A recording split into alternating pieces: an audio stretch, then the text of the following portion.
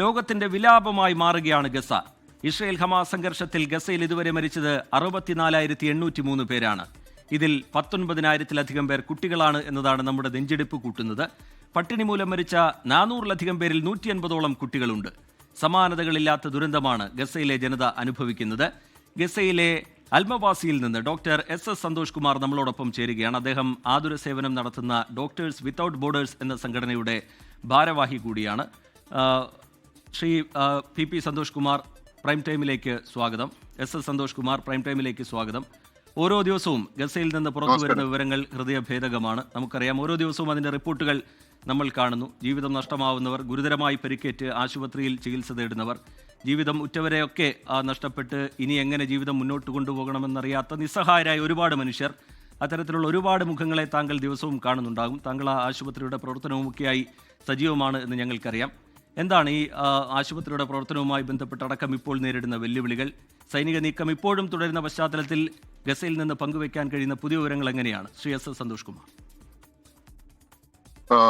ഞാനിപ്പോൾ ഉള്ളത് അൽ മവാസി എന്ന സ്ഥലത്തുള്ള ഫീൽഡ് ഹോസ്പിറ്റലിലാണ് ഉള്ളത്. ഞാൻ ഇവിടെയുള്ള ഒരു ഫീൽഡ് ഹോസ്പിറ്റലിലും ഇവിടുത്തെ ഏറ്റവും വലിയ ആശുപത്രിയായിട്ടുള്ള നാസർ ആശുപത്രിയിലുമാണ് ജോലി ചെയ്യുന്നത്.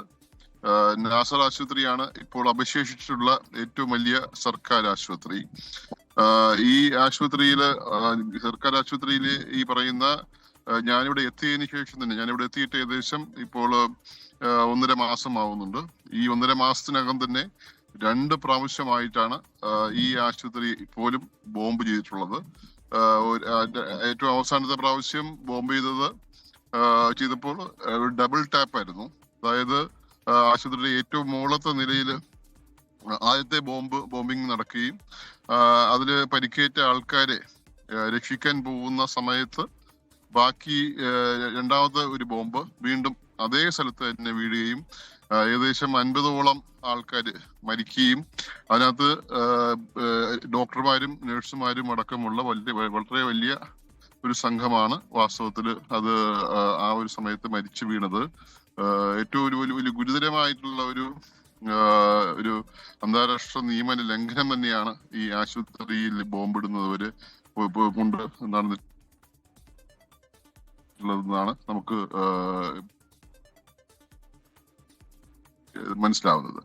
ഞാൻ ആ സമയത്ത് അവിടെ മാത്രമല്ല, ഈ ആശുപത്രിയിൽ ദിവസം തോറും ഏകദേശം ഒരു റെഡ് ഏരിയയിൽ മാത്രം 150 പേരാണ് റെഡ് ഏരിയയിൽ മാത്രം, അതായത് ജീവൻ ഹാനികരമാകുന്ന പരിക്കുകൾ മാത്രമായിട്ട് വരുന്നതിന് 150ഓളം പേരാണ്.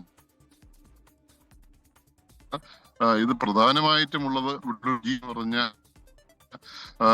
ഒരു ഡിവിഷൻ ഫൗണ്ടേഷൻ. ഇവിടെ ഇപ്പോ പ്രധാനമായും വിശപ്പ്, അതായത് ഈ ഭക്ഷണ സാധനങ്ങൾ ഒന്നും തന്നെ കിട്ടാറില്ല. അപ്പോൾ ഭക്ഷണ സാധനങ്ങൾക്കാണ് അതിഭയങ്കരമായ വിലയുമാണ്. ഒരു കിലോ പഞ്ചസാരയ്ക്ക് $100, അതായത് 8,000-ലധികം രൂപയാണ് ഒരു കിലോ പഞ്ചസാരയ്ക്ക് മാത്രമാവുന്നത്. ഒരു കിലോ ആട്ടയ്ക്ക് ഏകദേശം $40 ഉള്ളത്. ഇത് താങ്ങാനാവുന്ന അപ്പുറത്താണ്. അപ്പോൾ ഇത് ഇവിടെ ഈ ആൾക്കാർക്ക് ഭക്ഷണം കിട്ടാതാവുമ്പോൾ തീർച്ചയായിട്ടും അവർ ഈ പറയുന്ന ഈ ഭക്ഷണ വിതരണ കേന്ദ്രത്തിലേക്ക് അതിരാവിലെ തന്നെ വളരെയധികം ആൾക്കാർ, ഏകദേശം 40,000-ഓളം ആൾക്കാരെങ്കിലും അവിടെ പോകും. അവർക്കെതിരെ നടക്കുന്ന വെടിവയ്പ്പിലാണ് ഏറ്റവും കൂടുതൽ ആൾക്കാർക്ക് പരിക്കേൽക്കുന്നത്.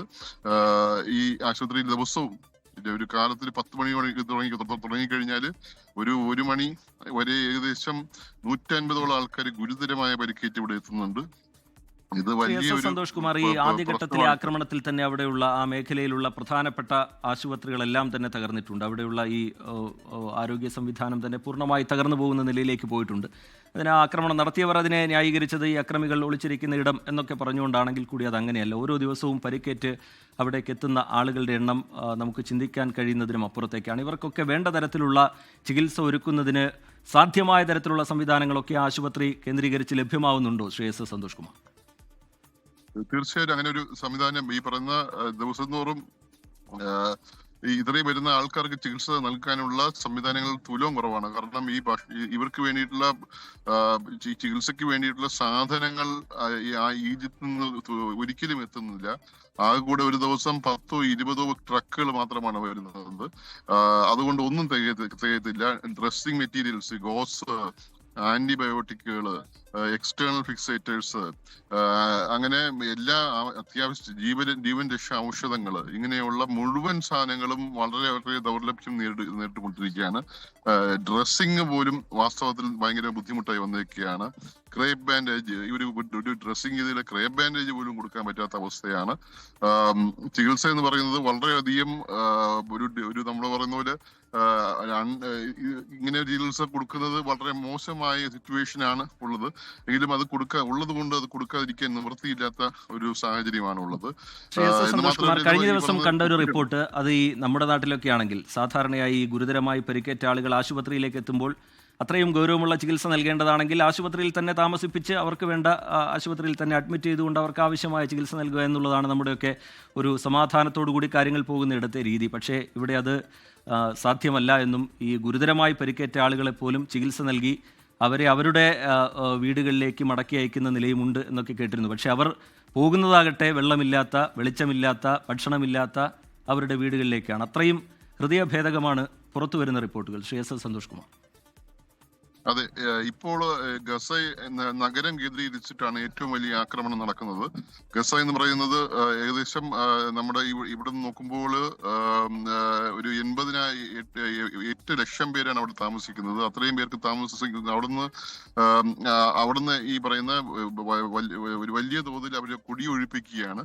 അവരെല്ലാവരും കൂടെ ഈ പറയുന്ന അൽ മവാസി അല്ലെങ്കിൽ ദേർ അൽബല തുടങ്ങിയ സ്ഥലങ്ങളിലേക്കാണ് വരുന്നത്. ഇവർക്കെല്ലാം താമസിക്കാനുള്ള സ്ഥലം പോലും ഇവിടെ ഇല്ല. ഒരു ടെന്റിൽ ഏകദേശം 15 മുതൽ 20 പേരൊക്കെയാണ് താമസിക്കുന്നത്. ഇതിനിടയ്ക്കാണ് ഈ പരിക്കേറ്റ ആൾക്കാർക്ക് ചികിത്സ കിട്ടാതാവുമ്പോൾ അവരും ഈ സ്ഥലത്താണ് ഉള്ളത്. ഏകദേശം ഒരു 20 സ്ക്വയർ കിലോമീറ്ററിനകത്ത് ഏകദേശം 2 മില്യൺ ആൾക്കാർക്ക് താമസിക്കേണ്ടി വരുന്ന ഗതികെട്ട അവസ്ഥയാണ് വാസ്തവത്തിൽ ഇവിടെ നിൽക്കുന്നത്. അതിന്റെ കൂടെ വെള്ളമില്ലാത്തതിന് കാരണം ഉണ്ടാവുന്ന വയറ്റിളക്ക രോഗങ്ങള്, ഭക്ഷണമില്ലാത്തത് കാരണം ഉണ്ടാകുന്ന കുപോഷണം, മറ്റ് പകർച്ചവ്യാധികള്, അങ്ങനെ എല്ലാം കൊണ്ടും ഒരു ദുരിതപൂർണമായിട്ടുള്ള നരകതുല്യമായിട്ടുള്ള ജീവിതമായിട്ട് ഗസ ഇപ്പോൾ മാറിക്കൊണ്ടിരിക്കുകയാണ്.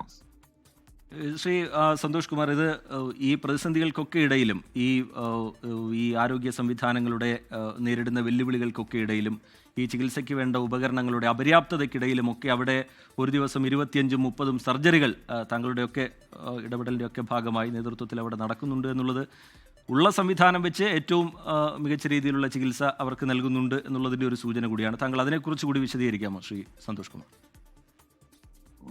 ഇവിടെ നമ്മൾ ഏറ്റവും അത്യാവശ്യം വേണ്ടുന്ന ചികിത്സ മാത്രമാണ് വാസ്തവത്തിൽ പലപ്പോഴും നടക്കേണ്ടത്.